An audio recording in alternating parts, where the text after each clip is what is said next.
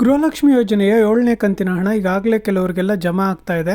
ಇನ್ನು ಕೆಲವರಿಗೆ 6ನೇ ಕಂತಿನ ಹಣ ಜಮಾ ಆಗಿದೆ, ಬಟ್ 7ನೇ ಕಂತಿನ ಹಣಕ್ಕೆ ವೇಟ್ ಮಾಡ್ತಾ ಇದ್ದಾರೆ. ಕರ್ನಾಟಕ ಸರ್ಕಾರದಿಂದ 5 ಗ್ಯಾರಂಟಿಗಳ ಬಗ್ಗೆ ಜನರಲ್ಲಿ ಯಾವ ರೀತಿಯ ಪ್ರತಿಕ್ರಿಯೆ ಇದೆ ಅಂತೇಳಿ ಒಂದು ಸರ್ವೆ ಮಾಡಿಸಲಾಗಿತ್ತು. ಹಾಗೇನೆ ನೆಕ್ಸ್ಟ್ ನಿಮಗೆ ಗೃಹಲಕ್ಷ್ಮಿ ಯೋಜನೆಯ ಹಣ ಜಮಾ ಆಗಬೇಕು ಅಂತಂದ್ರೆ KYC ಕಡ್ಡಾಯ ಅಂತ ಹೇಳ್ತಿದ್ದಾರೆ. ನಿಮ್ಮಲ್ಲಿ ಯಾರಾದ್ರೂ ಇನ್ನೂ KYC ಮಾಡಿಸ್ಕೊಂಡಿಲ್ಲ ಅಂತಂದ್ರೆ ನಿಮ್ಮ ಹತ್ತಿರದ ಗ್ರಾಮ ಒನ್ ಕರ್ನಾಟಕವನ್ನು ಅಥವಾ ಬಾಪೂಜಿ ಸೇವಾ ಕೇಂದ್ರಕ್ಕೆ ಭೇಟಿ ಮಾಡಿ ಅಲ್ಲಿ ನೀವು KYCಗೆ ಅಪ್ಲೈ ಮಾಡಬೇಕಾಗುತ್ತೆ.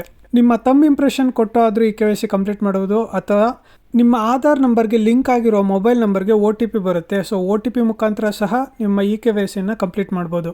ಗೃಹಲಕ್ಷ್ಮಿ ಯೋಜನೆ ಮತ್ತು ಅನ್ನಭಾಗ್ಯ ಯೋಜನೆಗೆ ಸಂಬಂಧಪಟ್ಟ ಹಾಗೆ ಸಾಕಷ್ಟು ಜನ ಕಮೆಂಟ್ ಮಾಡ್ತಾ ಇರೋದೇನೆಂದ್ರೆ ಇದುವರೆಗೂ ನಮ್ಗೆ ಒಂದು ಕಂತು ಬಂದಿಲ್ಲ ಅಂತ. ಹಾಗೆ ಒಂದು ಕಂತು ಬಂದಿದೆ, ಉಳಿದಿರೋ ಕಂತುಗಳು ಬಂದಿಲ್ಲ, ಯಾವಾಗ ಬರುತ್ತೆ, ಏನ್ ಮಾಡಬೇಕು, ಮತ್ತೆ 6ನೇ ಕಂತು 7ನೇ ಕಂತು ಇನ್ನೂ ಬಂದಿಲ್ಲ, ಇದೆಲ್ಲ ಯಾವಾಗ ಬರುತ್ತೆ, ಈ ಎಲ್ಲಾ ಪ್ರಶ್ನೆಗಳಿಗೆ ಈ ವಿಡಿಯೋದಲ್ಲಿ ಉತ್ತರ ಸಿಗುತ್ತೆ. ಈ ವಿಡಿಯೋನ ಕೊನೆವರೆಗೂ ನೋಡಿ. ಮತ್ತೆ ನೀವಿನ್ನೂ ನನ್ನ ಚಾನಲ್ಗೆ ಸಬ್ಸ್ಕ್ರೈಬ್ ಮಾಡ್ಕೊಂಡಿಲ್ಲ ಅಂದ್ರೆ ದಯವಿಟ್ಟು ಸಬ್ಸ್ಕ್ರೈಬ್ ಮಾಡ್ಕೊಳ್ಳಿ, ಈ ವಿಡಿಯೋಗೊಂದು ಲೈಕ್ ಮಾಡಿ. ಗೃಹಲಕ್ಷ್ಮಿ ಮತ್ತು ಅನ್ನಭಾಗ್ಯ ಯೋಜನೆ ಅಡಿ ಯಾರ್ಯಾರು ಅರ್ಜಿ ಹಾಕಿದ್ರು ಅವ್ರಿಗೆಲ್ಲರಿಗೂ ನೇರವಾಗಿ DBT ಮುಖಾಂತರ ಹಣ ಜಮಾ ಆಗ್ತಾ ಇತ್ತು. ರೇಷನ್ ಕಾರ್ಡ್ ಅಲ್ಲಿ ಎಷ್ಟು ಜನ ಇದ್ರು ಅಷ್ಟು ಜನಕ್ಕೆ 5 kg ಅಕ್ಕಿ ಬದಲು ಹಣನ ಜಮಾ ಮಾಡ್ತಾ ಇತ್ತು ಗೌರ್ಮೆಂಟ್. ಈ ರೀತಿ DBT ಯಾರ್ಯಾರಿಗೆ ಆಕ್ಟಿವ್ ಇತ್ತು ಅವ್ರಿಗೆಲ್ಲರಿಗೂ ಗೃಹಲಕ್ಷ್ಮಿ ಯೋಜನೆ ಯಾವುದೇ ತೊಂದರೆ ಇಲ್ಲದೆ ಆಲ್ರೆಡಿ ರಿಜಿಸ್ಟರ್ ಆಗಿರೋ ಬ್ಯಾಂಕ್ ಅಕೌಂಟ್ಸ್ಗೆ ಹಣ ಜಮಾ ಆಗ್ತಾ ಇತ್ತು. ಆಧಾರ್ ಸೀಡಿಂಗ್ ಯಾರು ಮಾಡಿಸಿರ್ಲಿಲ್ಲ ಅಂತವ್ರಿಗೆ 1ನೇ ಕಂತು 2ನೇ ಕಂತು ಬರಲಿಲ್ಲ.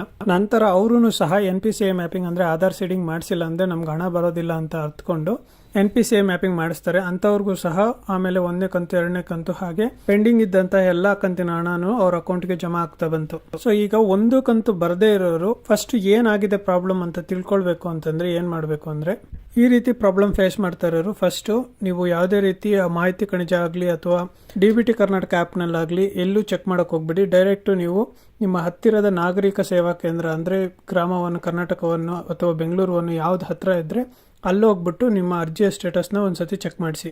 ಕೆಲವು ಸ್ಟೇಟಸ್ ಪುಷ್ ಟು DBT ಅಂತ ಇದೆ, ಇನ್ನು ಕೆಲವರದು ಮೊದಲು ಪೆಂಡಿಂಗ್ ಅಂತ ಇತ್ತು, ಈಗ ಪುಷ್ ಟು DBT ಅಂತ ಇದೆ, ಇನ್ನು ಕೆಲವರಿಗೆ ಸಕ್ಸಸ್ ಅಂತ ಇದೆ ಆದ್ರೂ ಅವ್ರಿಗೆ ಹಣ ಜಮಾ ಆಗಿಲ್ಲ. ಈ ರೀತಿ ಇದ್ರೆ ಪುಷ್ ಟು DBT ಅಥವಾ ಸಕ್ಸಸ್ ಅಂತ ಯಾರ್ದಿರುತ್ತೋ ಅಂತವ್ರದ್ದು ನಿಮ್ಮ ಟೆಕ್ನಿಕಲ್ ಇಶ್ಯೂಸ್ನೆಲ್ಲ ರಿಸಾಲ್ವ್ ಮಾಡಿಸ್ಕೊಂಡಿದ್ದೀರಾ, ಅದಕ್ಕೆ ನಿಮ್ದು ಸ್ಟೇಟಸ್ ಈ ತರ ತೋರಿಸ್ತಾ ಇರುತ್ತೆ. ಗೌರ್ಮೆಂಟ್ ಕಡೆಯಿಂದ ಟೆಕ್ನಿಕಲ್ ರೀಸನ್ಸ್ ಇಂದ ಇದೇನಾದ್ರು ಸ್ಟಕ್ ಆಗಿರ್ಬೋದು, ಬಟ್ ನಿಮ್ಗೆ ಖಂಡಿತವಾಗೂ ಹಣ ಬಂದೇ ಬರುತ್ತೆ. ಮೊದಲು ನಿಮ್ಗೆ ಹಣ ಬಂದಿತ್ತು, ಆಮೇಲೆ ನಿಮ್ಗೆ ಏನಾದ್ರು ಹಣ ಬರೋ ಸ್ಟಾಪ್ ಆಗಿ GST ರಿಟರ್ನ್ಸ್ ಅಂತ ಏನಾದ್ರು ಸ್ಟೇಟಸ್ ಬಂದಿದೆ ಅಂತಂದ್ರೆ ಈಗ ಸುಮಾರು ಒಂದು 80,000 ಅರ್ಜಿಗಳಿಗೆ ಈ ತರ GST ರಿಟರ್ನ್ಸ್ ಅಥವಾ ಟ್ಯಾಕ್ಸ್ ಫೈಲಿಂಗ್ ಅಂತ ಬಂದಿದೆ. ನೀವೇನಾದ್ರೂ ನಿಜವಾಗ್ಲೂ ಟ್ಯಾಕ್ಸ್ ಫೈಲಿಂಗ್ ಮಾಡ್ತಾ ಇದ್ರೆ ಅಥವಾ GST ರಿಟರ್ನ್ಸ್ ಮಾಡ್ತಾ ಇದ್ರೆ ನಿಮ್ಗೆ ಗೃಹಲಕ್ಷ್ಮಿ ಹಣ ಬರೋದಿಲ್ಲ. ಇನ್ ಕೇಸ್ ನೀವೇನಾದ್ರೂ GST ಕಟ್ತಾ ಇಲ್ಲ, ಮೊದಲು ಕಟ್ತಾ ಇದ್ರೆ ಇವಾಗ GST ಫೈಲಿಂಗ್ ಆಗ್ತಾ ಇಲ್ಲ ನಿಮ್ದು, ಈಗ ಬಿಸ್ನೆಸ್ ಸ್ಟಾಪ್ ಆಗಿದೆ ಅಂತಂದ್ರೆ ಅಥವಾ ಮಿಸ್ ಆಗಿ ಆತರ ಏನಾದ್ರು ಸ್ಟೇಟಸ್ ತೋರಿಸ್ತಾ ಇದ್ರೆ ನೀವು ಖಂಡಿತ CDPO ಆಫೀಸ್ಗೆ ಹೋಗಿ ಅವ್ರ ಹತ್ರ ನೀವು ಈ ಡೀಟೇಲ್ಸ್ ನ ಕೊಟ್ಬಿಟ್ಟು ಅಪ್ಡೇಟ್ ಮಾಡಿಸ್ಬೇಕಾಗುತ್ತೆ. ಹಾಗೇನೆ ಒಂದು ಕಂತು ಬಂದಿದೆ ಆಮೇಲೆ ಯಾವುದೇ ಕಂತು ಬಂದಿಲ್ಲ ಅಂತನೋರು ಸಹ ಸೇವಾ ಕೇಂದ್ರಗಳಿಗೆ ಹೋಗಿ ಅಲ್ಲಿ ನಿಮ್ಮ ಅರ್ಜಿ ಸ್ಟೇಟಸ್ ನ ಚೆಕ್ ಮಾಡಿಸ್ಬೇಕಾಗುತ್ತೆ. ಇದುವರೆಗೂ ಒಂದು 85% ಜನಕ್ಕೆ ಆಲ್ರೆಡಿ 5ನೇ ಕಂತು ಬಂದಿದೆ, ಇವರು 6ನೇ ಕಂತು ವೇಟ್ ಮಾಡ್ತಾ ಇದ್ದಾರೆ. ಒಂದು ಕಂತು ಬಂದು ಆಮೇಲೆ ಯಾವುದೋ ಕಂತು ಬಂದಿಲ್ಲ ಅಥವಾ ಒಂದು ಕಂತು ಬಂದಿಲ್ಲ ಅನ್ನೋರು ನಿಮ್ದು ಕಡೆಯಿಂದನೂ ಕೆಲವೊಂದು ಇಶ್ಯೂಸ್ ಇರುತ್ತೆ. ಏನಂದ್ರೆ ಆಧಾರ್ ಸೀಡಿಂಗ್ ಮಾಡಿಸಿರಲ್ಲ, NPCI ಮ್ಯಾಪಿಂಗ್ ಆಗಿರಲ್ಲ, ನೇಮ್ ಮಿಸ್ ಮ್ಯಾಚ್ ಇರುತ್ತೆ, ಈ ಡೀಟೇಲ್ಸ್ ನ ಅಪ್ಡೇಟ್ ಮಾಡಿಸಿರ್ತೀರಾ. ಈ ಅಪ್ಡೇಟ್ ಮಾಡಿಸಿರೋದು ಗೌರ್ಮೆಂಟ್ ವೆಬ್ಸೈಟ್ಸ್ ಅಲ್ಲಿ ಅಪ್ಡೇಟ್ ಆಗಬೇಕು. ಈ ಅಪ್ಡೇಟ್ ಆಗೋದಕ್ಕೆ ಕೆಲವೊಂದ್ಸತಿ ಗೌರ್ಮೆಂಟ್ ವೆಬ್ಸೈಟ್ಸ್ ಅಲ್ಲಿ ನಿಧಾನ ಆಗುತ್ತೆ. ರೇಷನ್ ಕಾರ್ಡ್ ತಿದ್ದುಪಡಿ ಮಾಡಿಸಿರ್ತೀರಾ, ಹಾಗೇನೆ KYC ಅವಶ್ಯಕತೆ ಇರುತ್ತೆ. KYC ಅವಶ್ಯಕತೆ ಇರೋದ್ರಿಂದ ನೀವು ಅದನ್ನ ಅಪ್ಡೇಟ್ ಮಾಡಿಸಿರ್ತೀರಾ. ಈ ತರ ಯಾವುದೇ ಇಶ್ಯೂಸ್ ಇದ್ರೂ ಇದೆಲ್ಲ ಅಪ್ಡೇಟ್ ಆಗಕ್ಕೆ ಸುಮಾರು 1.5 ಇಂದ 3 ತಿಂಗಳವರೆಗೂ ಟೈಮ್ ತಗೊಳುತ್ತೆ. ಇನ್ನೊಂದು ಪ್ರಾಬ್ಲಮ್ ಏನಂದ್ರೆ ನಿಮ್ದು ಆಧಾರ್ ಕಾರ್ಡು, ರೇಷನ್ ಕಾರ್ಡು ಮತ್ತೆ ಬ್ಯಾಂಕ್ ಪಾಸ್ಬುಕ್ 3ರಲ್ಲೂ ನಿಮ್ಮ ಹೆಸರು ಒಂದೇ ತರ ಇರಬೇಕು. ಯಾವ್ದ್ರಲ್ಲಿ ಮಿಸ್ ಮ್ಯಾಚ್ ಆದ್ರೂ ಸಹ DBT ಅಲ್ಲಿ ನಿಮ್ಮ ಹಣ ಪ್ರೋಸೆಸ್ ಆಗೋದಿಲ್ಲ.